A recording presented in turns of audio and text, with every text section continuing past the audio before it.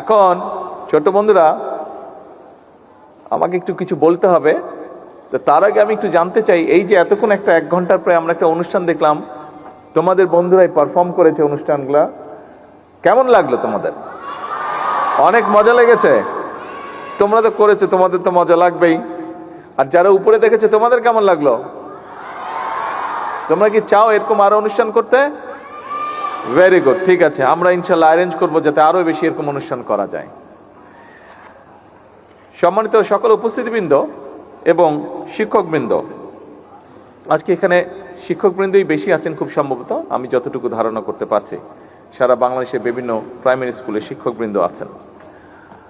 আজকে আমার কাছে মনে হয়েছে যে হ্যাঁ, অনুষ্ঠানটি, এই যে অনুষ্ঠান স্থলটি, এটার নাম হয়তো চীন মৈত্রী সেন্টার, বাট আমার কাছে মনে হয়েছে এটার ভেতরে আসার পরে এবং এসেই যখন প্রথমে বৃক্ষরোপণ করলাম, সাথে সামনে একটা মনিটর ছিল, সেই মনিটরে অনেকগুলো স্কুল পার্টিসিপেট করছিল বিভিন্ন উপজেলা থেকে, বিভিন্ন জায়গা থেকে, এবং যতটুকু জানতে পেরেছি প্রায় 2 লক্ষ বৃক্ষ আজকে এখানে রোপণ করেছে সারা বাংলাদেশে, প্রায় 2 লক্ষ।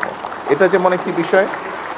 তারপরে আসলাম প্রায় সবগুলো জেলা থেকে, প্রায় 64টি জেলার সবগুলো জেলা থেকে এক একটি করে স্টল ছিল, এবং সেই স্টলগুলোতে দেখলাম আমাদের বন্ধুরা, ছোট ছোট বন্ধুরা প্রাইমারি স্কুলের, এবং সাথে টিচাররা কি সুন্দরভাবে স্টলটি সাজিয়েছেন, কে কিভাবে কার স্কুলে কি করছেন,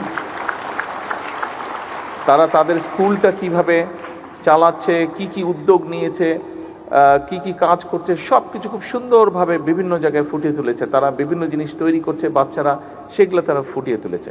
তারপরে এখানে আসলাম, এখানে বিভিন্ন রকম আমরা গান শুনলাম, আমাদের ছোট বন্ধুদের কবিতা আবৃত্তি শুনলাম, নাচ দেখলাম, বিভিন্ন রকম ডিবেট দেখলাম, আমরা বিভিন্ন রকম পারফরমেন্স দেখলাম। পুরো জিনিসটা আমার কাছে মনে হয়েছে একটি কারখানার ভিতরে আমি ঢুকেছি, যেই কারখানাতে তৈরি হয় বাংলাদেশের কারিগর।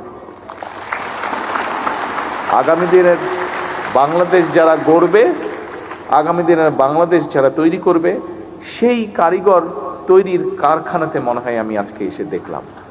আজকে এটাই হচ্ছে আমার সবচেয়ে বড় পাওয়া। আমরা যারা এতদিন বিভিন্নভাবে চেষ্টা করেছি আমাদের দেশকে গড়তে, আজকে এর মধ্যে আরো কয়েকটি অনুষ্ঠান আমি দেখেছি। কিছুদিন আগে 20শে জুন খুব সম্ভবত আর্মি স্টেডিয়ামে, তোমরা যারা আছো প্রাথমিক বিদ্যালয় থেকে এসছো, তোমাদের অন্য বন্ধুরা প্রায় 22 লক্ষ বন্ধুরা এখানে, বিভিন্ন টিচার আছেন প্রাথমিক বিদ্যালয়ে, আপনারাও নিশ্চয়ই ওয়াকিফল আছেন, এই ব্যাপারটা জানেন, যে বাচ্চারা খেলাধুলায় অংশগ্রহণ, ফুটবল ম্যাচ ছিল এবং প্রায় সারা বাংলাদেশে 22 লক্ষ বাচ্চারা খেলেছে। সেই অনুষ্ঠানে আমি ছিলাম, মানে যখন ফাইনালটা হয়েছে আর্মি স্টেডিয়ামে। এর বাইরে এই চীন মৈত্রী এখানে হলেই কিছুদিন আগে ইনোভেশন একটা প্রোগ্রাম হয়েছে, সায়েন্স ফেয়ার টাইপের, সেখানেও হাজার হাজার বাচ্চারা সারা বাংলাদেশ থেকে পার্টিসিপেট করেছিল। আর আজকে সব কিছু মিলিয়ে মনে হচ্ছে সত্যি একটু হয়তো আমাদের বেগ পেতে হচ্ছে, কিন্তু ইনশাল্লাহ আমরা বাংলাদেশকে একটা সুন্দর দেশ গড়তে যেই কারিগরদের লাগে, সেই কারিগরদেরকে আমরা গড়ে তুলছি আস্তে আস্তে।